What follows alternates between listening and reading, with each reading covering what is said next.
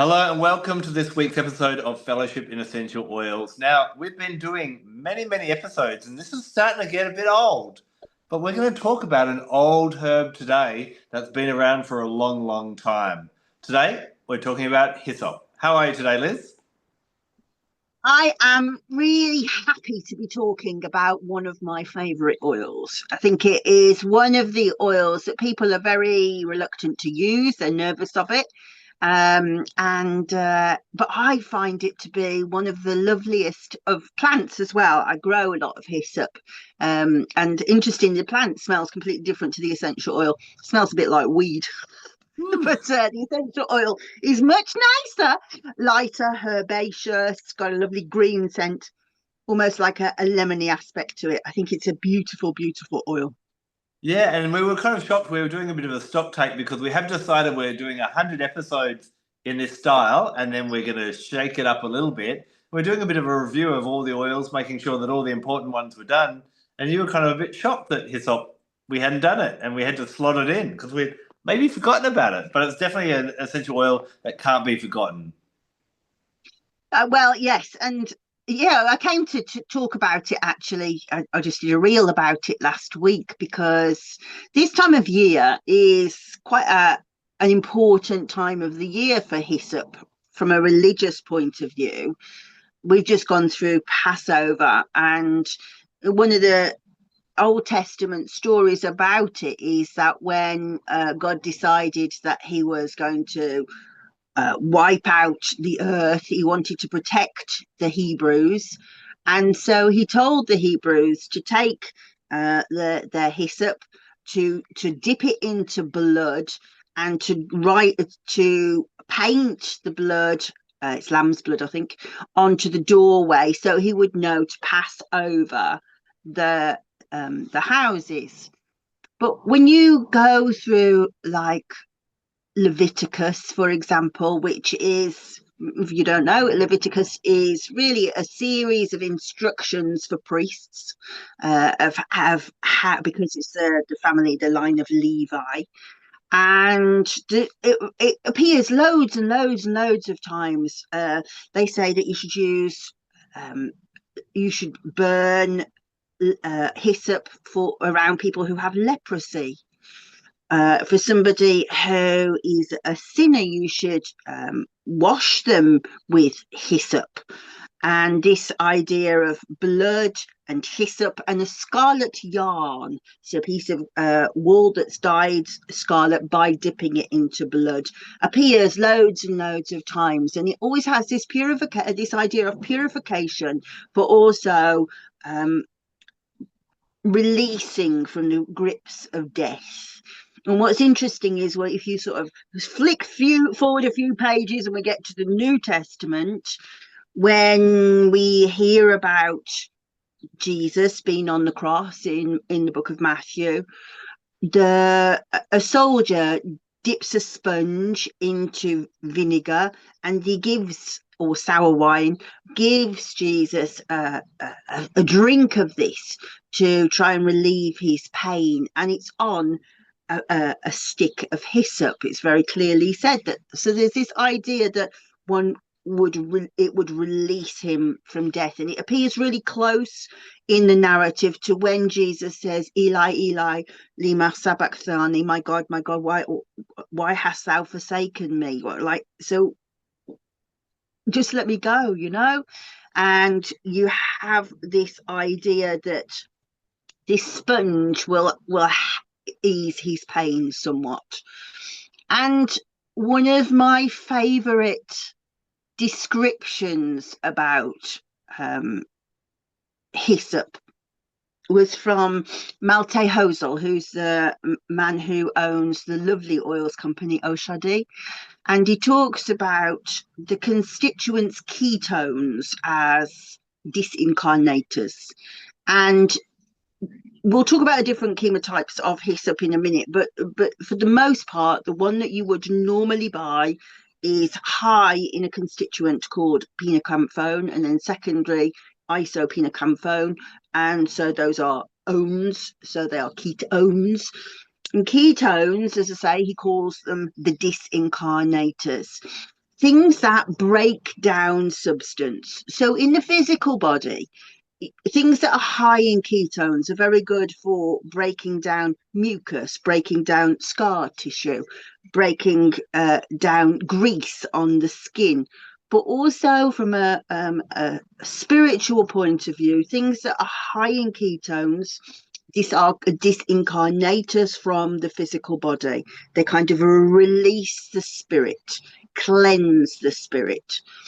And there was a really interesting article I was reading the other day about what happens to us when we go to sleep, because I was really fascinated by the idea of how cleansing hyssop is. And I was thinking, well, are there byproducts to thoughts?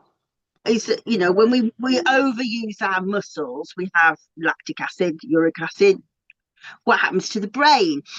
Well, the brain does get covered in all sorts of trash, apparently. And believe it or not, when we go to sleep, our brain shrinks down to 60% of the time to make space for cerebrospinal fluid to come into the space to wash away all of this stuff, which really makes sense to me. That's why you feel so rubbish if you don't sleep. Mm. And that does feel like what hyssop does to me. I can't find any supporting evidence scientifically, but I haven't looked at it that much. But enough for me to do like a study of the idea of it for other oils. But it really does have this feeling of moving old stuff out, and we do know that the pinocampone engages with GABA A, GABA B, acetylcholine, and something else, can't remember. But anyway, these are things that clear away after the synapses have happened. And this is problematic to a lot of people. So this kind of interaction can provoke seizures. So this is one of the reasons why hyssop is one that people are quite scared of. We say that it is a neurotoxic or a neurotoxin. It's the pinocampone that is rather than the whole plant, if that makes sense. But it is really high. We're looking at about 60% with the isopenocampone. And so if somebody suffers from seizures, then this is going to be a problematic one for them. However, when you look at the scientific proofs behind it and what's happened to make somebody have a seizure, it's usually really quite a high amount of the oil. So if we backtrack a bit, one of the other ways to use it is if you've got a cough, if you've got asthma, if you're struggling to breathe, it's really helpful. And so if you, for example, read Tisserand and Young, they've got quite an interesting set of case histories where there's been problems with seizures.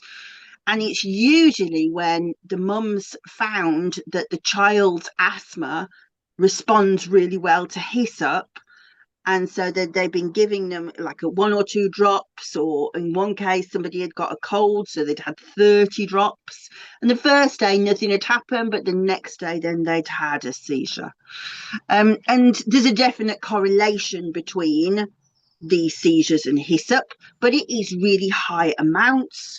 It is taken orally, and it is a really strong oil. So that, what I would say to people is, if you are going to work with hyssop and you haven't got one and you're going to buy a bottle, take time to look at the GCMS, because depending on where it comes from in the world will really alter the amount of pinocampone in the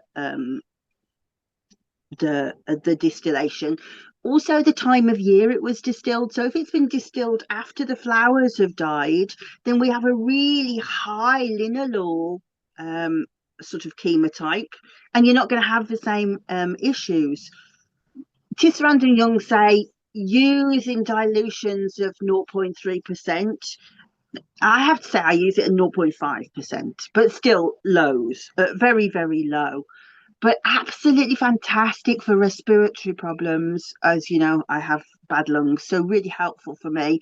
But also, if you are want to do kind of spiritual work, or you want to sort of get away from, oh my goodness, I can't stop thinking about that problem, I can't stop thinking about, or I can't stop scrolling.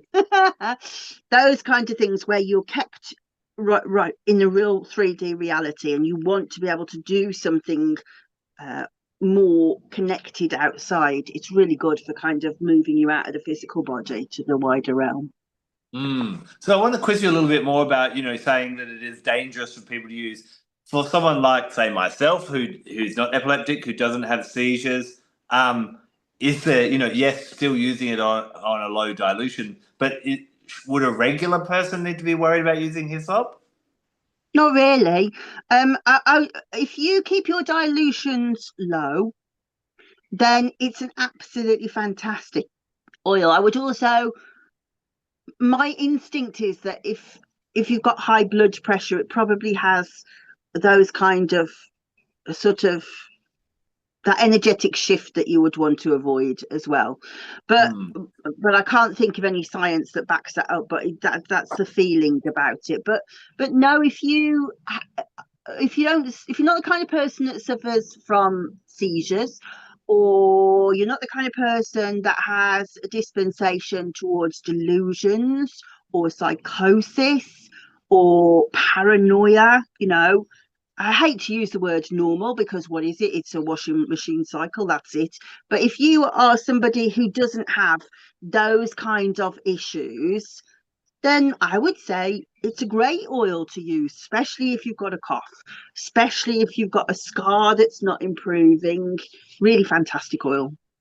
Yeah, it really is. I think I use it most as a respiratory superpower oil. What I normally like to do is I use it as I guess, a supercharger. So there are other oils, and I'd love to, get your take on where it sits, versus things like our eucalyptus and our ravensara and our laurel, and then frankincense is great. When would you go for hyssop, and when would you go for another respiratory oil, or would you blend them together? So as I say, I grow a lot of hyssop, so I tend to use the herb just as much as I use the essential oil. But to my mind, the what it's best at is when you have an unproductive cough. So by that I mean that you're coughing and coughing, and you can feel it's on your chest, but it's just not coming away.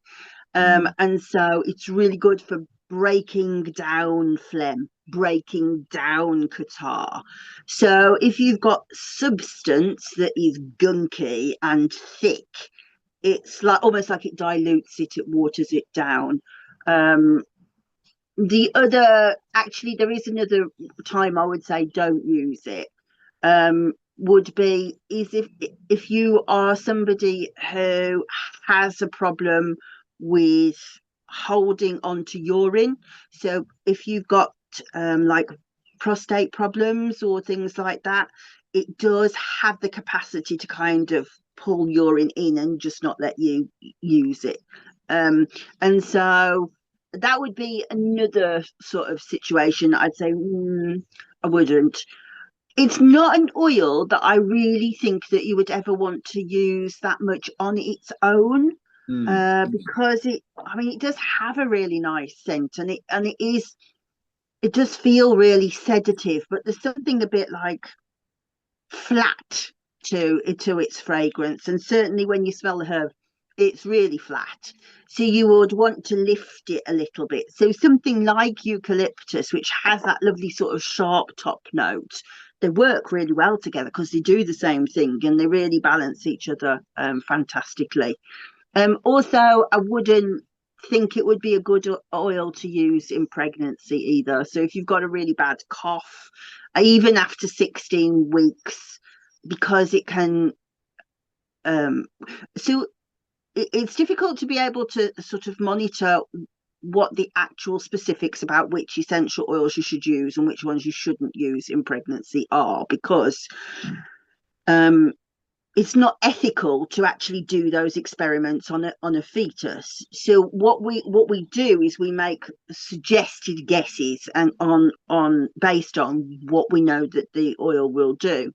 Now, there are some oils, for example, that like myrrh or jasmine, that we know really strengthen contractions, and that's why we'd say don't use it till 37 weeks, because then we would want it to do that. But some of them are more subtle, and it seems to have a uterine effect, but it's not estrogenic. So again, it's a really nice oil to use if you're sort of premenstrual or you're menstruating. But I would say I can think of better oils to use if you were pregnant. But it kind of does have the same sort of signature as myrrh does. Myrrh breaks down stuff as well.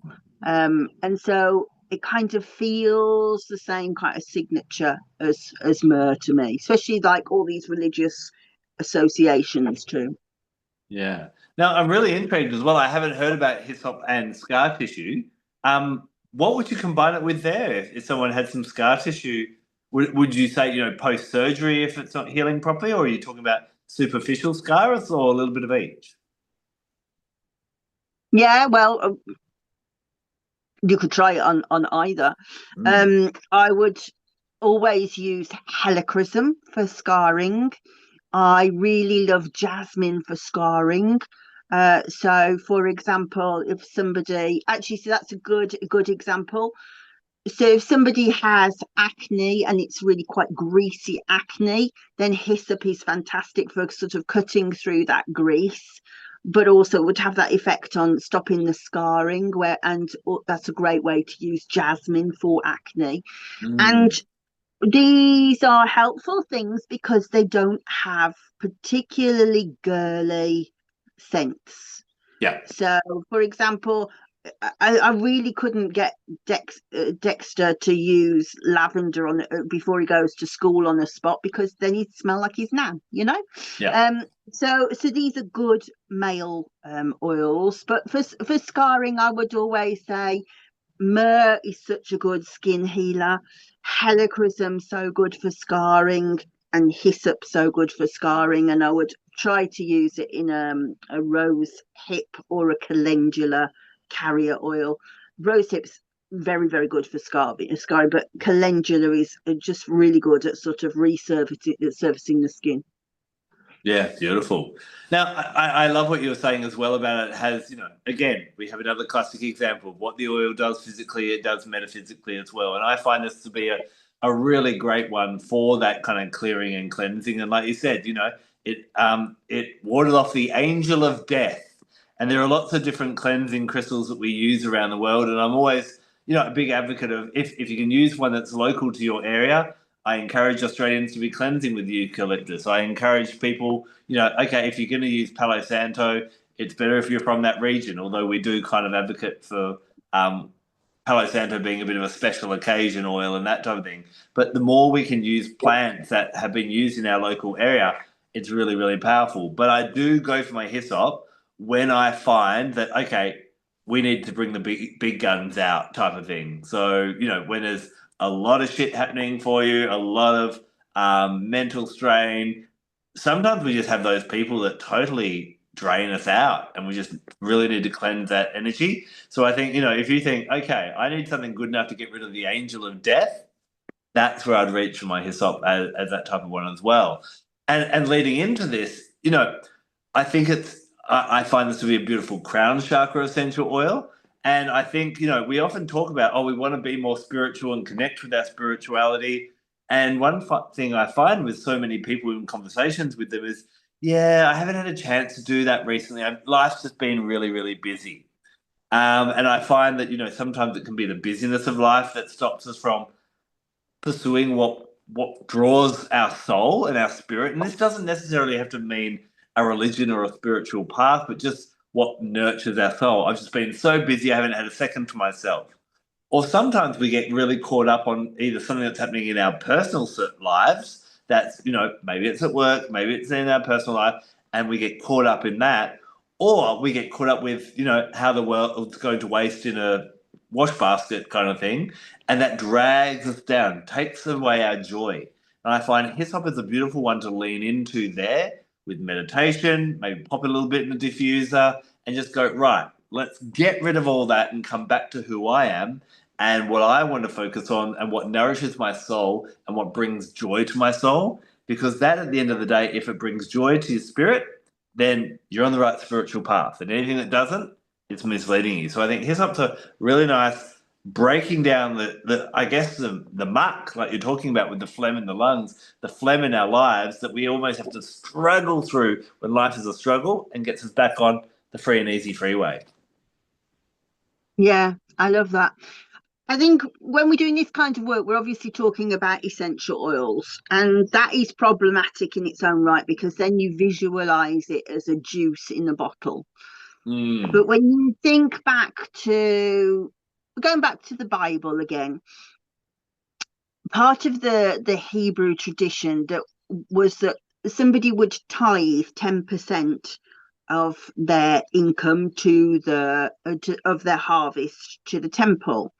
And so that tithe was given in herbs like lavender, like mint, and hyssop is a really important one. And so when you think about what it must have been like to walk on all of these herbs that were strewn everywhere, yes, there's a scent that you would have, but this would be like the very earliest sort of space clearing. Mm. And bear in mind that we're walking on a plant that would have an extremely high value, given that it's actually the recommended medicine for leprosy. That we're walking on that, so we have this like breaking up of all the medicines. Actually, the volatiles go into the air. If you think about it, it's really quite advanced medicine, that was just happening naturally. But also that as you walked into the temple, you would go into a quieter space and you would feel yourself move out of what's going on outside of the temple to a more sacred space with God. And so I think that this is a great oil, more an oil to be used with inhalation than topically, because topically is more difficult. But in terms of just going, I'm just going to stop, I'm just going to center myself, I'm just going to purify my thoughts a little bit, let all of the dopamine, the serotonin from all the scrolling, from the arguments, from the thinking, from the driving, planning, all of those things, and just go and relax. Mm. And I think, and people who watch the videos often will have seen me do this a lot. And I hardly ever see anybody else do this. So I'm going to reiterate again how good it is to breathe in an essential oil through your mouth. You can really suddenly feel it going, oh my goodness, this is a different place. The lungs really open, the mind like quietens really quickly. And if somebody has got asthma, COPD, emphysema, bronchitis, any of those things, or as I say, a cough that just will not cough, get it right down into the lungs fast. Mm. And think about the physiology of that. We send the oil down into the lungs, and there's all these little brachioles. It's like the tree of life, isn't it? The lungs, immediately those pass through into the bloodstream, so it's really, really fast way to help it to circulate. But in the same way, inhaling through the nose, backdoor into the brain, very, very quick. 5 minutes, you'll feel different. I think it's Mm. a proper clever trick oil. Yeah, very much so. Do you think this would be a good oil for empaths and people that also take on a lot of emotional energy? Well, I use it a lot and I'm an empath. I think that what you need to be aware of is the feeling of the oil is almost like the Piscean energy of, I'm not really sure what's me and what's not.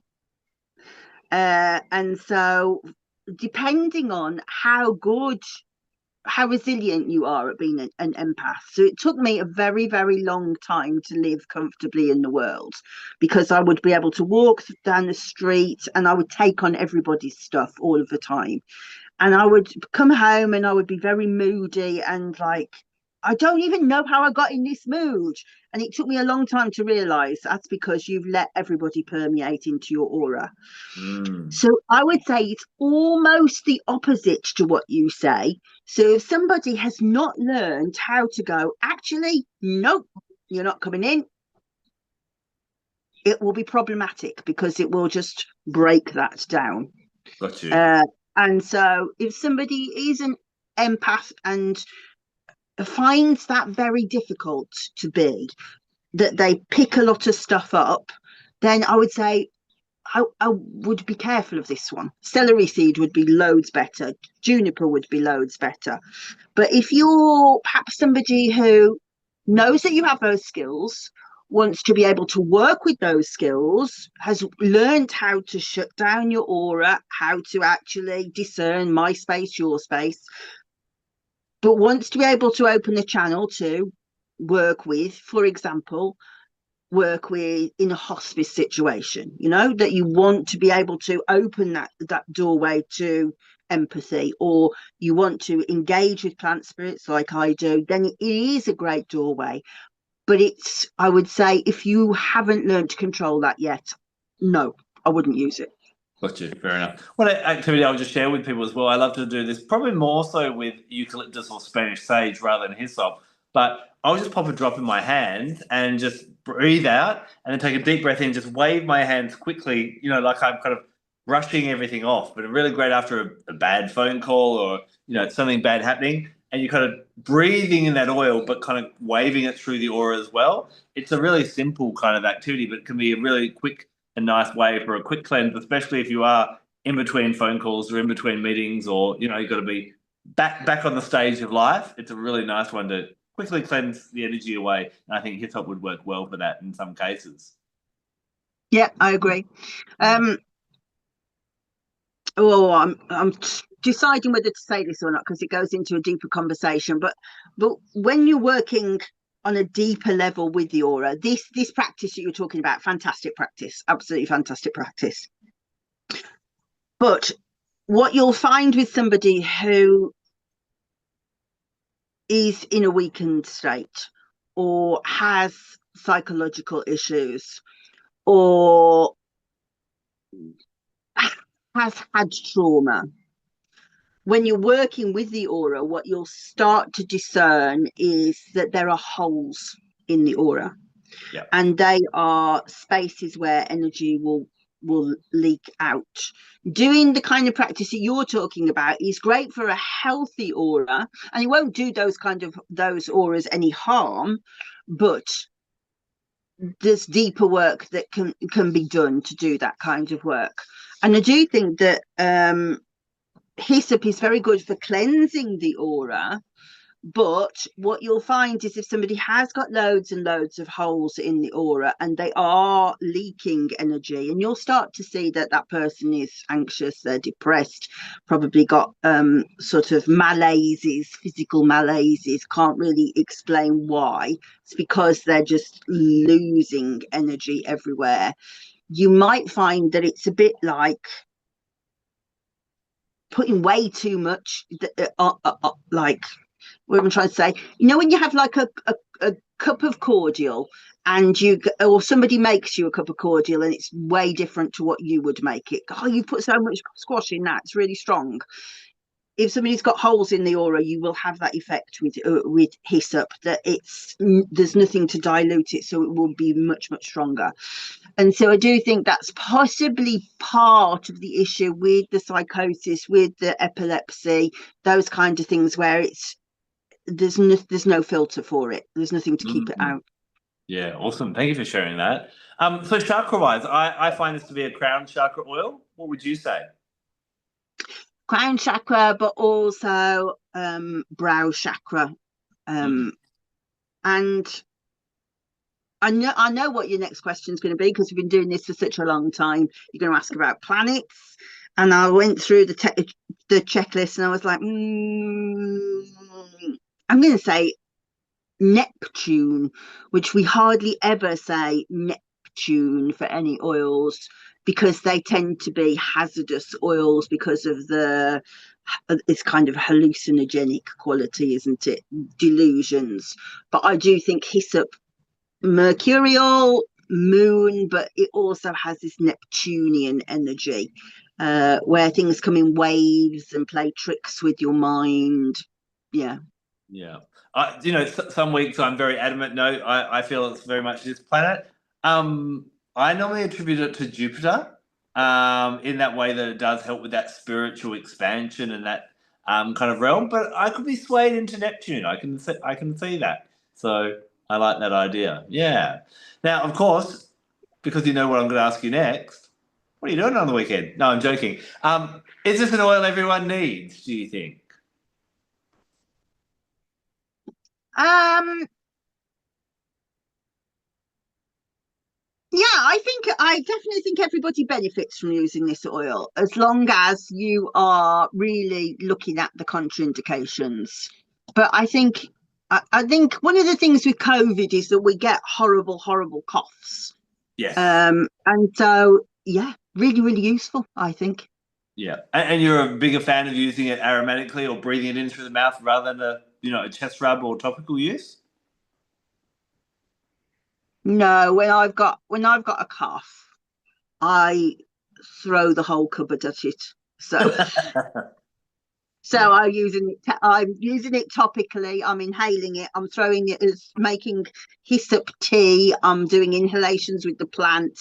Everything that and inula and ravensara just to get the rubbish off my chest. But nice. I think that like inhalation has more uses generally than topically. Yeah, got you. Yeah, yeah. Yeah, I love that example there. I have been in the past referred to as Hyssop as a flamethrower of cleansing essential oils. It is a real powerful one in that way. One final thing I've just thought of. One thing I love to do with my respiratory oils is, before I get in the shower, I'll pop a drop of a respiratory oil, most often eucalyptus, in the four corners, and then turn the hot water on. And obviously the steam comes up, and you get that beautiful spa experience. Would you do that? I probably wouldn't do it with Hyssop just because for me, I don't have a lot of it and I don't use it a lot. But for in inverted commas, our normal people, would you use it in that way? Do you think? Well, I don't think I fall in the normal people category, but um, well, actually, it would be a good thing to do because it does have really strong antimicrobial properties, particularly antifungals. So in our house, particularly under the trees, we do suffer with mold quite a lot. So it would be quite a good thing to do. But aromatically, as I say, it does have that kind of somebody's been smoking pot kind of smell to it if you're not careful. So you, I, I would think no. I think there's nicer oils that you could use for that. Beautiful. Well, we've explored another amazing essential oil today, and it's been really insightful to kind of learn a little bit more about an oil that has so many traditional uses and has been used for eons and eons, and now we can still use it today, and I think it's a really beautiful one to explore. We'll be back next week when we dive into another amazing gift of Mother Earth. Until then, look after yourself and blessed be. Bye bye.